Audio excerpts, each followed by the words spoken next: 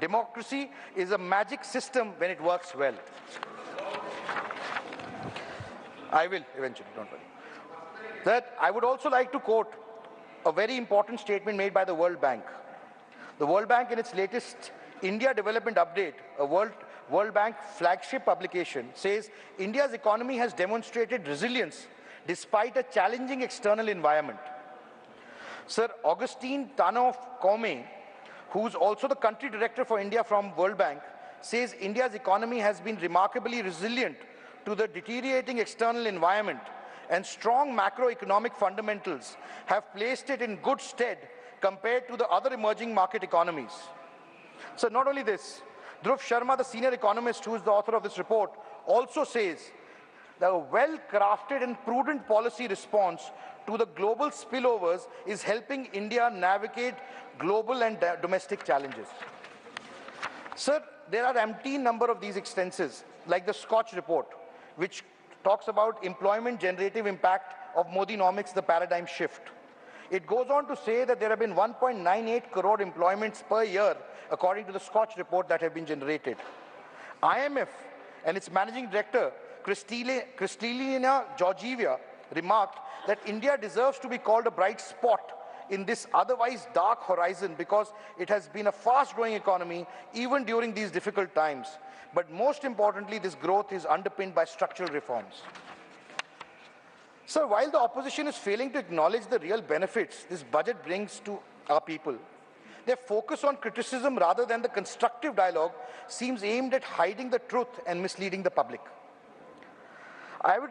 Chairman, sir, I would like to highlight some key points of the Union budget which will demonstrate how the economy and the budget have played a pivotal role in today India's progress. The budget has highlighted that India has shown an impressive economic growth of 8.2% despite global economic struggles. The social sector expenditure has doubled from nearly 11 lakh crores to 23 lakh crores in 23-24. Additionally, the health sector spending has almost doubled since 17-18 to 2.5 lakh crores, from 2.5 lakh crores to 5.85 lakh crores. Sir, Haryana, the state I come from, has also benefited from the special assistance for capital expenditure investments provided under the budget. Sir, there are 3,195 crores which have been given to state of Haryana between 2020 and 23. In the financial year, 24-25, suniye, Haryana received a total of 13,632 crores, an allocation of 1.093% from the distribution of net proceeds of the union taxes. And I'd like to thank the government for that. Sir, yesterday, a very senior leader spoke about paper leak. And he said that there was not much in the budget about the paper leak. Sir, we all know that the budget is not about paper leak. But I would like to profusely thank the government and the Honorable Prime Minister that they have managed to have 10 successful budgets without any budget leak. Because the previous government, the budgets would also leak. So that is an achievement that this government has managed to achieve. Sir, much has been said by my previous speakers on the budget. Some lauded it for its far-sightedness, or some of us also praised it as physically prudent document, while some suggested modifications. Some even complained about lack of attention towards a particular sector. Even the industry leaders welcomed the budget with open arms. So, however, sir, something was missing unless our learned speaker, an honorable former finance minister, who I hold in high esteem, stood up and expressed his views. Hearing their opinions, I am reminded of an appropriate share by Gulzar Sahib. Zindagi ke daud mein ek tum hi fursat mein ho. सालों पहले जैसा देखा था आज भी बिल्कुल वैसे ही हो. Sir, the honorable members level of optimism has remained unchanged from his budget speech in 2017. Casting doubt on the future of digital transactions in India, not only did he dismiss its functioning, but also look down upon the capabilities of our citizens, particularly the female vegetable vendors, sir. It was these small vendors that proved him wrong when India accounted for 46% of all digital payments in the world. And UPI transactions now account for 80% of all digital payments in India. Sir, I hope on this monthly travel, when the Honorable former Finance Minister, please listen, you'll be better informed. I hope on his monthly travels of thousands. Honorable Chair, Continue. I would ask the members not Please to disturb. continue. I hope on his monthly travels, the Honorable former Finance Minister, please look out of the window and see that if every nook and cranny and corner of this country, you will find digital transactions happening. Sir, as per the government's economic survey, the growth rate is projected at 7%. The same forecast is being done by agencies like the IMF. Let's assume what he said is the truth, and the wrong deflators are being used by the government to fudge the growth rate. Does he intend to say that even international institutions are erring in their projections? As senior opposition leaders, they are expected to give constructive criticism and not fuel doubts among citizens. Sir, it is a great misfortune that a noble scheme of giving free ration during the distressing times of COVID was attempted to be labelled as the flag bearer of economic crisis in India. I ask the members what are their opinions on the programs like Fome Zero, which is also called Zero Hunger, a program run by the government of Brazil, or Diconsa, a program which is run by the government of Mexico, emphasizing on giving free or subsidized ration to its needy citizens. Even a superpower like the US runs the Supplemental Nutrition Assistance Program called SNAP, providing assistance to low-income families to purchase eligible food in authorized retail food stores. So we should be proud that India, despite its limited resources and difficult times, has been able to feed over 80 crore citizens through Pradhan Mantri Garib Kalyan Ann Yojana. Sir, there was also this talk of Badla Lo, Kursi Bachao, various sorts of statements were passed. Sir, I don't want to get into these, but I would definitely like to say that, you know, these are times where our country looks up to both the houses, and especially our house, the House of Elders. And we must set a precedence and an example as to what can we bring to the table to add to the problem that exists at hand. We must use this opportunity to communicate this to the polity of the country, because they have a lot of faith in us. Sir, another esteemed colleague, a senior esteemed colleague, spoke about taxes like England and services like Somalia. Why are we trivializing another country's progress, problems and challenges, sir? Through the chair, I would like to ask the August House, is this the kind of debate we want in the House of Elders? What kind of a message are we sending to a friendly nation with which we have shared strong diplomatic ties for 64 years? This is not our Bharatiya Sanskriti to look down upon anyone. I even request the chair to expunge these remarks. Sir, and let's look at the number of some basic commodities. Please continue. Sir, Honorable Chair, Honorable Member, I will seek your indulgence so that I can complete my speech. And let's look at the number of some basic commodities, since we are talking about the differences between England, Somalia and the taxes in India. Sir, in India, the cost of 1 litre of milk is 56 to 57 rupees. In Somalia, it is 140 rupees. Sir, the bottle of Coca-Cola costs 60 rupees in Somalia. In India, it's 32 rupees. Sir, the cost of bread in Somalia is 81 rupees. In India, it's 38.7 rupees. So the cost of 1 kilo of apples, 1 kg of apples is 380 rupees per kg in Somalia. Honorable It's Member, you have 10 rupees. seconds to conclude. I will seek the indulgence of the chair to complete. I am an independent. I don't have a party to take time from, so please kindly oblige me. Sir, just to put these things in perspective, ma'am, what do we get in return is some question which was asked by the opposition.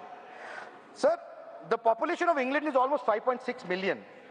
The size of the world's biggest healthcare program, which is also known as the Universal Healthcare Program, is almost 89 times the size of England. That is what we get in return, sir. We get the Pradhan Mantri Awas Yojana, which is the world's largest affordable housing project. We get the largest direct benefit scheme in the world in the form of Pradhan Mantri Kisan Samriddhi Yojana. We also get Sarv Shiksha Abhiyan, one of the largest education programs in the world. Honorable Member, 20 seconds. Please conclude. Ma'am, Honorable Chair, I'd like to seek your indulgence. I'd like to complete my speech. I'm an independent. I don't have a party to take time from. Please oblige. Sir, another point that has echoed in this chamber is how the Honorable Finance Minister has not taken names of many states, and allegations have been made that focus was on Bihar and Andhra Pradesh. Sir, I looked up the budget speeches from 2004 to 14. Not once in these 10 years did the UPA government mention more than the names of 6-7 states. States like Haryana, Madhya Pradesh, Rajasthan were conveniently ignored. Sir, interestingly, not mentioning BJP ruled states is still understandable. But during the UPA Raj, the state of Tamil Nadu also did not find any mention in 6 budgets out of the 10. So since I'm just concluding, sir, since when has not mentioning a state's name become a parameter of allocating resources to it? I want to conclude that my state is Haryana. It was not mentioned in the budget, but it got 13,632 crores. And I'd like to acknowledge and thank the Honorable Prime Minister and the Finance Minister for doing this much. Jai Bharat. Thank you very much. Honorable Member Shri Breachlal, 14 minutes. 15 minutes. Thank you, sir. बहुत बहुत धन्यवाद उपसभापति। Budget पर आप सुन रहे थे राज्यसभा सांसद कार्तिक शर्मा को। कई बड़ी बातें बजट बहस के दौरान कार्तिक शर्मा की ओर से कही गई हैं। सांसद कार्तिक शर्मा ने कांग्रेस पर निशाना साधा। पीएम मोदी के काल में कभी बजट लीक नहीं हुआ, कार्तिक शर्मा ने कहा। बजट बहस के दौरान पेपर लीक की चर्चा पर तंज कसा। साथ ही साथ 2004 से लेकर 2014 तक यूपीए की जो गवर्नमेंट थी उस पर आरोप लगाया गया कि हरियाणा राज्य पर कोई ध्यान 10 सालों में नहीं दिया गया था, 2004 से लेकर 2014 तक। लेकिन 2014 के बाद हरियाणा राज्य को लेकर कई कदम उठाए गए हैं। विकास के लिए हरियाणा के कई योजनाएं सरकार लेकर आई है। पिछली सरकारों पर कार्तिक शर्मा की ओर से निशाना साधा गया। साथ ही साथ उन्होंने बताया कि जिन देशों के साथ भारत का कंपैरिजन किया जाता है उन देशों के मुकाबले भारत में चीजें कितनी बेहतर हैं। पेपर लीक का मुद्दा उठाया सांसद कार्तिक शर्मा ने राज्यसभा में बजट पर चर्चा के दौरान। साथ ही साथ पिछली सरकारों पर उन्होंने हमला बोला। धन्यवाद किया मौजूदा सरकार का बजट को लेकर कि बजट में हरियाणा के लिए भी सरकार ने कदम उठाए हैं, हरियाणा के बारे में भी सरकार ने सोचा है। साथ ही साथ पिछली सरकार को लेकर सांसद कार्तिक शर्मा ने कहा कि ना सिर्फ हरियाणा बल्कि राजस्थान, मध्य प्रदेश, तमिलनाडु जैसे राज्यों पर भी पिछली सरकारों में ध्यान नहीं दिया जाता था। 2004 से लेकर 2014 के बीच यूपीए सरकार ने इन राज्यों को पीछे ले जाने का काम किया। हरियाणा के लिए बजट में काफी प्रावधान है, कार्तिक शर्मा ने संसद में कहा। और भी कई बड़ी बातों पर राज्यसभा सांसद कार्तिक शर्मा की ओर से बजट बहस के दौरान, बजट पर चर्चा के दौरान बातें अपनी कही गई।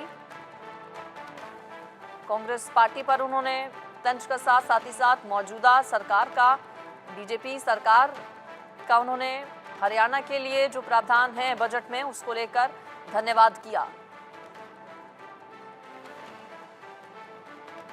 इस पर मेरे साथ managing editor input Rakesh ji जुड़ गए हैं न्यूज़ रूम से। राकेश जी, कई अलग अलग पॉइंट्स, कई अलग अलग फैक्टर्स जो उठाए गए संसद में कार्तिक शर्मा की ओर से, मैं चाहूंगी आप उन्हें हमारे दर्शकों के लिए विस्तार से बताएं। देखिए, बजट पर चर्चा चल रही है और हरियाणा से इंडिपेंडेंट सांसद कार्तिक शर्मा ने साफ तौर पे सवाल खड़ा किया विपक्ष पर कि आप जो है बजट पर चर्चा चल रही है लेकिन आप जो है पेपर लीक का इसमें जिक्र कर रहे हैं। आपके समय बजट लीक होती थी, अब मोदी सरकार में बजट लीक नहीं होती है। साथ ही साथ हरियाणा को लेकर उन्होंने सीधे तौर पर कहा कि बजट में हरियाणा के लिए कई योजनाएं हैं और उसका विभिन्न योजनाओं का उन्होंने जिक्र किया कि प्रधानमंत्री आवास योजना हो, अन्य योजनाएं हैं जो कि सभी के लिए पूरी तौर पर इस बजट में व्यवस्था की गई है। उन्होंने कहा कि आप ये आंध्र प्रदेश, बिहार का नाम क्यों ले रहे हैं, आपके समय क्या हुआ था ये देखिए। जहां तक हरियाणा की बात है तो हरियाणा को लेकर विभिन्न योजनाओं, उसके लिए धन आवंटन जो है इस बजट में है। और उनका जो तंज था, जो सबसे बड़ा हमला था, वो था कि पेपर लीक का जिक्र किया जाना बजट चर्चा के दौरान विपक्ष द्वारा, ये सीधे तौर पर सवाल खड़ा करता है। इसीलिए उन्होंने खास तौर पर इस बात का जिक्र किया कि आपके समय जो है बजट लीक होती थी लेकिन मोदी सरकार में बजट लीक नहीं होती है। बिल्कुल। इसके अलावा 2004 से 2014 के बीच जो यूपीए सरकार रही राकेश जी, उस पर भी सांसद कार्तिक शर्मा की ओर से हमला बोला गया। उन्होंने कहा कि 2004 से लेकर 2014 तक कई ऐसे राज्य जिन्हें पीछे किया गया उस दौरान की सरकार की ओर से, जिसमें हरियाणा का उन्होंने जिक्र किया, मध्य प्रदेश और राजस्थान, तमिलनाडु का भी जिक्र किया? देखिए 2004 से 2014 का जिक्र जो सांसद कार्तिक शर्मा ने साफ तौर पे किया और उन्होंने कहा कि किस तरह से राज्यों को जो है पिछड़े की ओर धकेला गया, और इसमें उन्होंने हरियाणा का जिक्र किया, तमिलनाडु का जिक्र किया, मध्य प्रदेश का जिक्र किया। तमाम डेटा को लेकर वो मौजूद थे, उन्होंने डेटा का जिक्र किया। तो ये साफ दिखाता है कि आखिरकार कार्तिक शर्मा ने ये साफ तौर पर जो है साफ कर दिया कि आखिर यूपीए के सरकार के समय किस तरह से कार्य होता था, मोदी सरकार के समय क्या कार्य हो रहा है, और किस तरह से जो वैसे राज्यों पर किस तरह से जोर दिया जा रहा है जो कि विकास की गति में पीछे छूट गए हैं, उन पर ज्यादा जोर दिया जा रहा है। उनका जो सबसे बड़ा हमला जो कहें उनके भाषण का जो मजमून था वो था कि पेपर लीक मामले का जिक्र, कि आप जो है बजट चर्चा में पेपर लीक का जिक्र कर रहे हैं, ये कतई सही नहीं है। आप मोदी सरकार है, यहाँ पर बजट लीक नहीं होती है, आपके समय बजट लीक होती थी।